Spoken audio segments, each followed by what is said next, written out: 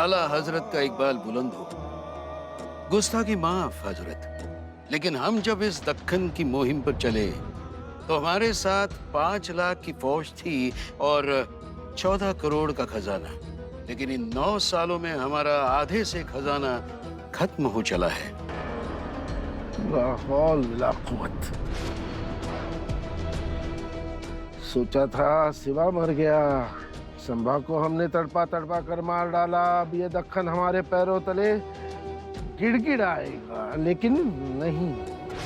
ये काफिर मराठे किस मिट्टी के बने हैं, टूटते ही नहीं।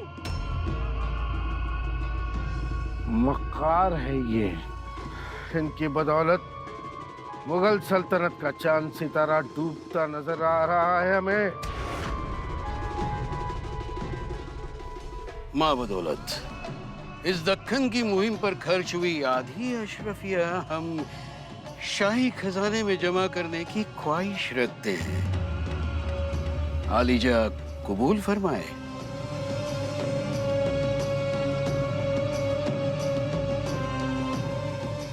कबूल है।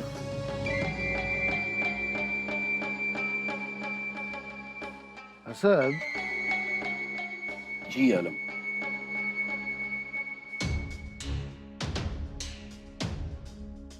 इस मुहिम का खर्चा उठाने के बाद भी तुम्हारे पास बहुत सारा खजाना बचा रहेगा। इतनी बेशुमार दौलत है तुम्हारे पास, ऐसा हम सुनते हैं, दुरुस्त सुनते हैं वजीर सल्तनत।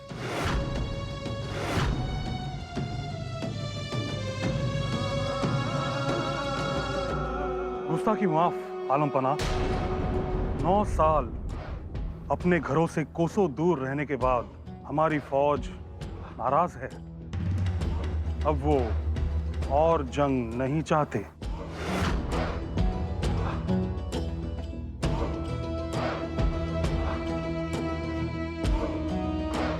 अब तो जंग होने से रही। हमारी फौज के सालारों को और फौज को इत्तला कर दो, पैगाम दे दो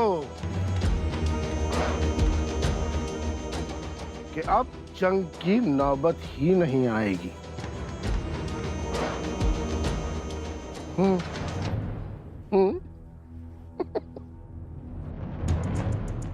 इन काफिर मराठों की एक आदत है, बुरी उनके लिए, अच्छी हमारे लिए। ये आपस में झगड़ा करके बना बनाया खेल बिगाड़ देते हैं। हाथ में आई जीत को हार में बदल देते हैं।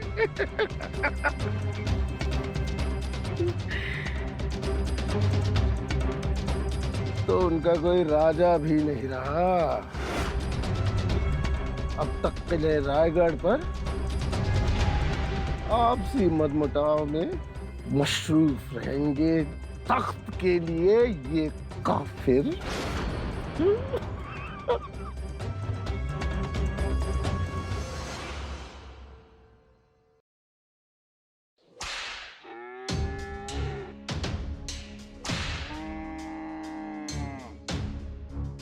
हा कसला गोंधळ आहे?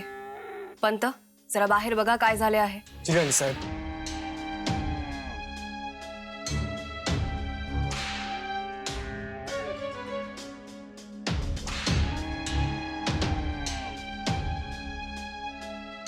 राणी साहेब, बाळराजे का बैला सापकाचे फटके देत आहेत।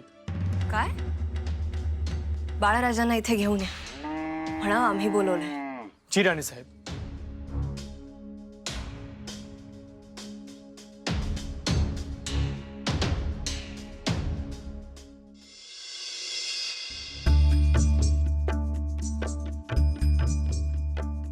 बाळराजे हो काय हे असे वागतात का? मुक्या जनावरास असे मारू नये। त्यात गाई गुरे तर आपली संपत्ती। किती मदत करतात ते आपणास, दूध देतात, शेतीच्या कामात मदत करतात। आमचे आबासाहेब सांगायचे, गाईच्या पोटात 33 कोटी देव बसतात म्हणून।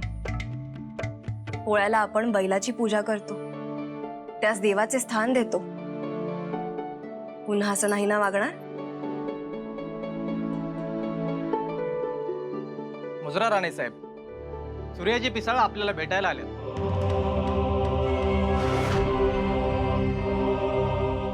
बाळराजे,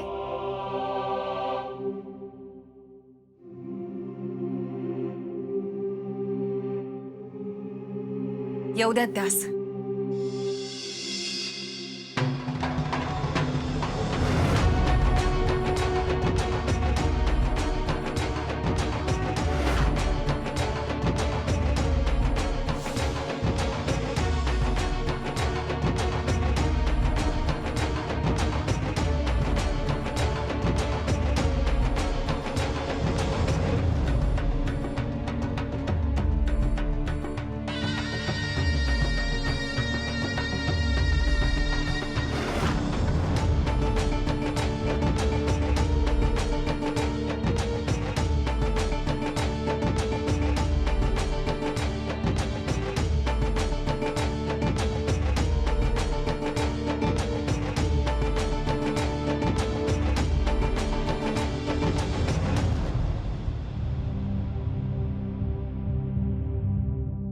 मुजरा राणे साहेब,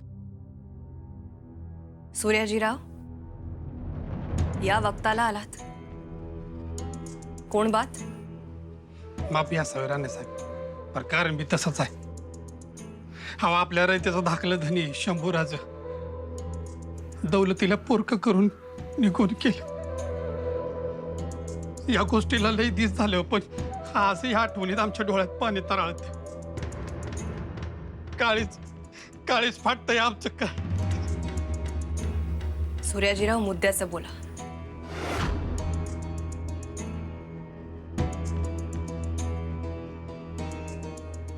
राणे साहेब, मला सांगा, दौलत अशी किती दिवस ठेवायची हो? हा नाही म्हणजे दौलतीचं नवराज कोण आहेत याचा निर्णय व्हायला हवा की. अलबत्त, अगदी बरोबर बोलताय तुम्ही सूर्याजीराव. आता आमासनी तुम्ही जर काय विचाराल की शंभूराजानंतर या गादीचं खरं वारसदार कोण, तर फक्त दाखलं शिवपुत्र राजाराम राजच.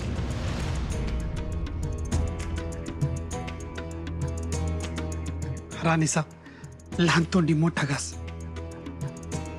पण ही गोष्ट आहे का नाही, मासाहेबांनी पसंत नाही.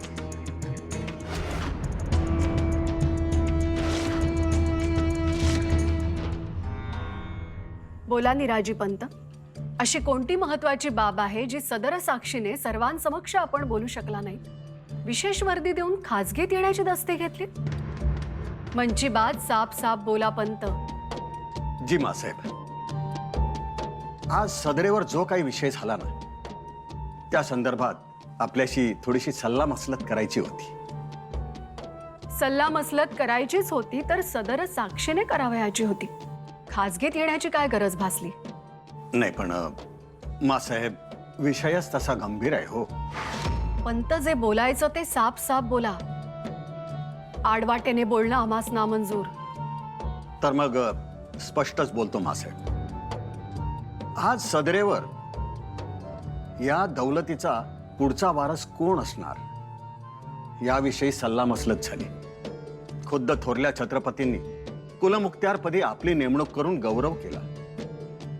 कैलासवासी शंभू राजांच्या आपण धर्मपत्नी, सबब या शिवदौलतीच्या आपणच सच्चा वारस. पंत, आपलं हे म्हणणं आम्हा सहित सर्व कारभाऱ्यांनी शिलेदारांनी सदरेवर ऐकलंच आहे. जे सदरेवर बोलू शकला नाही ते बोला. ठीक आहे मासाहेब, राजाराम राजेंचे हे एकाकी निर्णय घेणे आम्हास अजिबात खपलेले नाही हो. ना ते कारभाऱ्यांची मतं विचारत, ना ते आपल्याशी सल्लामसलत करत. अगदी मनमानी कारभार चाललाय हो. या सिंहासनावर अधिकार गाजवण्याची त्यांची आग्रही मनीषा आम्हास अगदी साफ साफ दिसते. मासाहेब, त्यांचा हा मनसुबा आम्हास काही ठीक दिसत नाही हो. असं कशावरून? अहो राणी साहेब, म्हणून तर मासाहेबांनी सुधीरवर कुठलाच निर्णय दिला नाही. आता मला सांगा, ह्या गोष्टीचा निर्णय लवकरात लवकर घ्यायला पाहिजे का नको? अगदी रास्त बोलताय सूर्याजीराव. पटताय आम्हास. अहो राणी साहेब, आम्हा समध्यांचं मत हेच आहे की राजाराम महाराजांनीच गादी शिरवावं. या कठीण प्रसंगी त्यांनीच कारभार बघितला पाहिजे. आता आमच्यासारख्या वफादार लोकांनी वतन मिळाली की त्यांच्या माग आम्ही अभेद्य फळी उभी करू, म्हणजे बाजेच पलटून जाईल बघा. अहो त्यांचा मनमानी कारभार तर पहा. म्हणजे आता हेच बघा ना, संताजीरावास एखादा हरकारा पाठवून बोलावणं धाडायचं सोडून परस्पर फौज पाठवून त्यास पोत्यात भरून आणावे. हे काही योग्य आहे का मासाहेब? छत्रपती पदाची सूत्रही अजून हाती आली नाही तोवरच असे परस्पर निर्णय घेऊन त्यांची अंमलबजावणी करणं, ह्याला काय म्हणावं? तेही जाऊ द्या, आम्ही म्हणतो, पण आपण खुद्द इथे असताना आपला सल्ला तर सोडाच, पण साधी आपणास वर्दीही देण्याची त्यास गरज भासू नये. याचा अर्थ आम्ही जुन्या जाणत्या कारभाऱ्यांनी, शिलेदारांनी काय घ्यावा मासे सांगा ना. आणि आपले संताजीराव, ते तर काय सध्या डोईवरल्या फेट्यामध्ये एका कानाची पाळी झाकल्यागतच वागतात. हो, त्यास फक्त राजाराम राजेंचेच आदेश ऐकू येतात. आणि आपले धनाजीराव त्यांच्यावर हुकूम वागतात. आम्ही सांगतो मासाहेब, हे जे काही चाललंय ना, हे सगळं अगदी ठरवून चाललंय. हो, या सिंहासनावर हक्क दाखवण्याचा डाव आहे हा. नाही म्हणजे सदरेवरील काही मंडळींच्यात अशी कुजबूज आहे. हो, कसं आहे मासाहेब, आम्ही आपले हितचिंतक, आपले इमानदार चाकर म्हणून केवळ आपणास सावध करण्यासाठी इथवर आलो आहोत.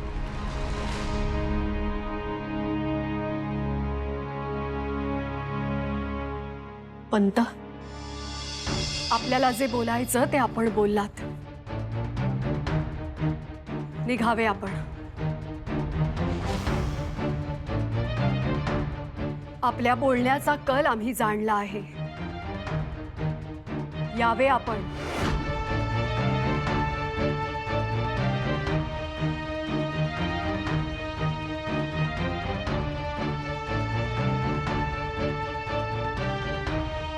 अगदी बरोबर बोलताय.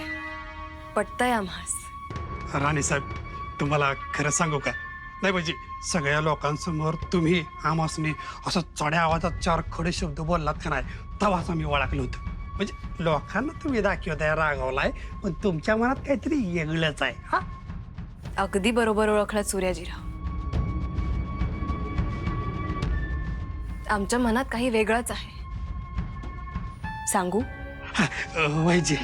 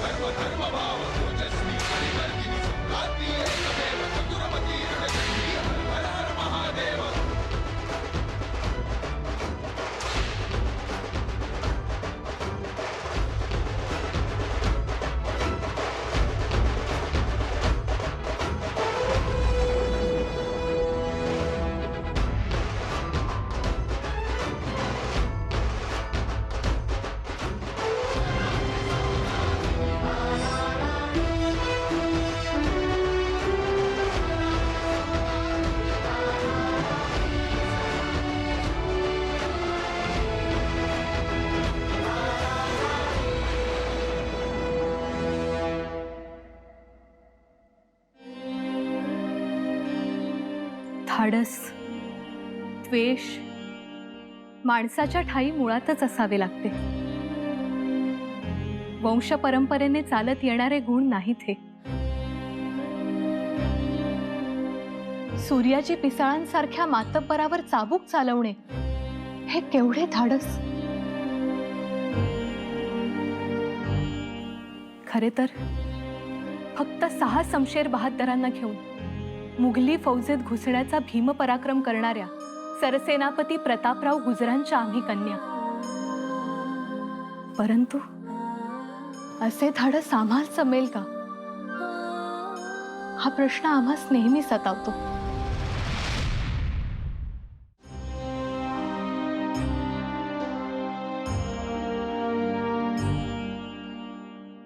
अहो, किती वण उठलेत. एवढे नाजूक आणि कोमल हात पाहून आपण बालपणापासून शस्त्राचे हात करता, घोड्याचा लगाम ओढून रपेट करता असे सांगितल्यास विश्वास बसणार नाही. प्रसंगी हेच कोमल हात वज्रासारखे कठोरही होतात. आणि आपले दिलही. केवढ्या रागावलात. सूर्याची पिसाळ ही एक प्रवृत्ती आहे. वतनाच्या लालसेने मती फिरली आहे त्यांची. आणि ते एकटेच नाहीत.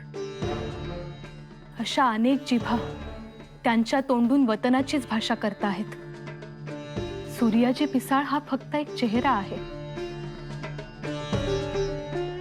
शिवदौलतीत राहूनही ही माणसे आपली प्रवृत्ती बदलत नाहीत. म्हणूनच थोरल्या भाईसाहेब, म्हणूनच संताप संताप होतो हो आमचा. शिवदौलतीचे, शिवविचारांचे पाईक असूनही ही मातब्बर मंडळी असा घरभेदीपणा कसा करू शकतात. शिवछत्रपतींच्या समक्ष असे वागते तर गर्दन मारली असती याचा विसर पडला बहुधात्यास. या आगळीकीमुळेच त्या औरंग्याचे फावते आहे. त्यास जर धडा शिकवायचा असेल तर सूर्याजी सारख्या प्रवृत्ती ठेचून काढल्या पाहिजेत.